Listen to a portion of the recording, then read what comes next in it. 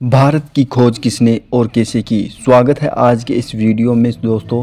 भारत इतिहास ना जाने कितने रहस्यों से भरा है और भारत एक प्राचीन देश है जो अपने बीते सालों में हमेशा से हर मामले में परिपूर्ण रहा है।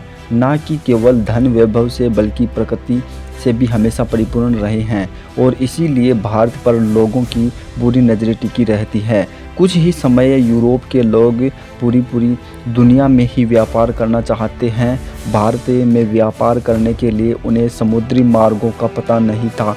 उसी समय अरब के लोग भारत के रास्तों को जानते थे, लेकिन उन्होंने यूरोप के लोगों को मार्गों के बारे में नहीं बताया। वास्को डी गामा एक ऐसा शख्स थे जिन्हें पूरे भारत के समुद्री मार्गों को खोज निकाला था। कोलंबस भी भारत को खोजने गए थे लेकिन अमेरिका जा पहुँचे। हालांकि आजकल पढ़ाया जाता है कि भारत के समुद्री मार्गों की वास्को डी गामा ने खोज की थी, यानी सचमुच ये हद दर्जे की मूर्खता है। भारतीय बच्चों को यह पढ़ाया जा रहा है कि वास्को डी गामा ने भारत की खोज की थी, बल्कि पढ़ाया ये जाना चाहिए कि वास्को डी गामा ने यूरोप को पहली बार भारत में पहुंचने का समुद्री मार्ग को बताया था। दरअसल पहले यूरोपीय देशों की भारत एक पहली जैसा था। यूरोप अरब के देशों से मसाले, मिर्ची आदि खरीदता था, लेकिन अरब देश के कारोबारी उन्हें ये नहीं बताते थे कि यह मामले वह पैदा किसी जगह करते थे। यूरोपीय इस बात को समझ चुके थे कि अरब कारोबारी उनसे ज़रूर कुछ छुपा रहे हैं। ये कारोबारी अरब के उस पार यूरोपीय देशों के ज़्यादा परिचित नहीं। जहाँ पर सवाल भारत का है तो इसके एक और हिमालय से श्रृंखलाएँ हैं जिस पार करना यानी उस दौर में यानी असंभव ही था।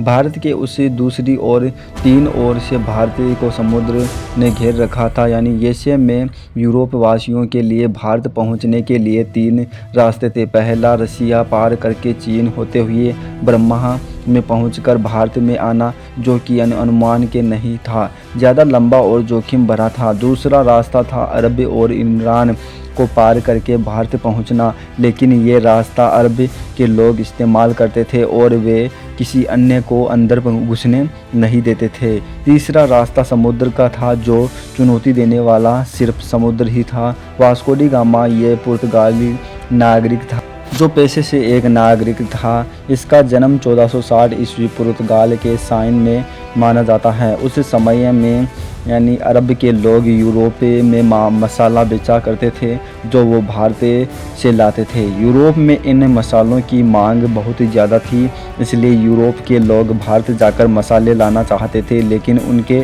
लिए भारत जाने का रास्ता दुर्गम था।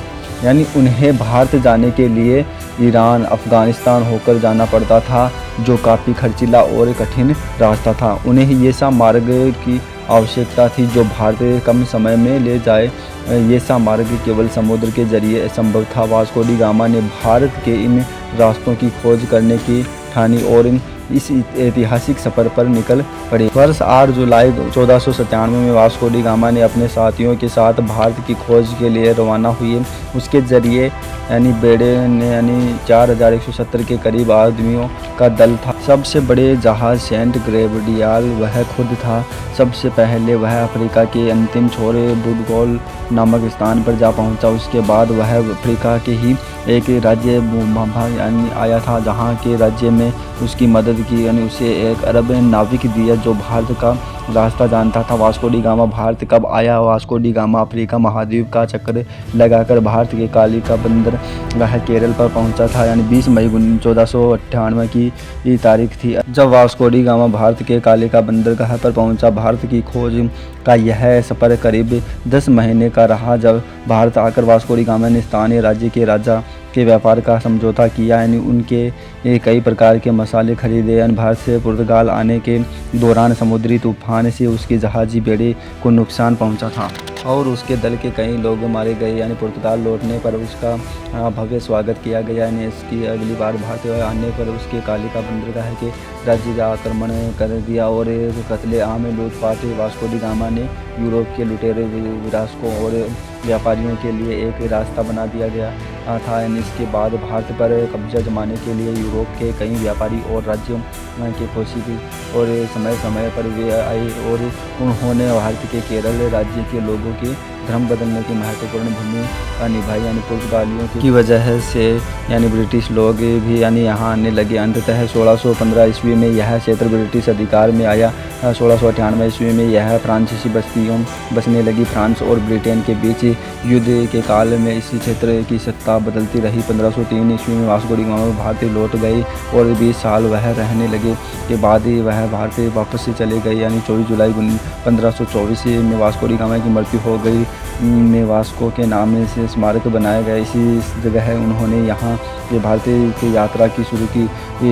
दरअसल 1492 में नाविक कुमार हेनरी की नीति का अनुसंधान करते हुए केलिक जॉन के महत्वपूर्ण पुर्तगाल में यानी बेड़े का भारत में खोज की योजना बनाई ताकि एशिया के लिए समुद्री मार्ग खुला सके। यानी उनकी योजना मुसलमानों के पछाड़ने की थी, यानी जिनका उस समय भारत और अन्य पूर्वी देशों के साथ व्यापार का ऐतिहासिक एस्ट्रोडोगामा के इस अभियान के नेतृत्व के लिए चुना गया था। लेकिन उनकी मृत्यु के बाद वास्को डी गामा ने उनका स्थान लिया। ये कहना था कि भारत की खोज कब हुई महज एक बेतुका सवाल है। भारत किसी खोज का मोहताज नहीं। इस देश का इतिहास कुछ हजारों लाखों करोड़ों साल पुराना है। वे आप लोगों का क्या कहना है कि खोज क्षेत्र के व्यक्ति देना सही है? अपने थ्रू यानी कमेंट बॉक्स में ज़रूर बताइए।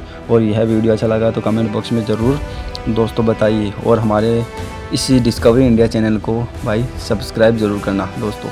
तो दोस्तों अगले वीडियो में जल्द मिलेंगे।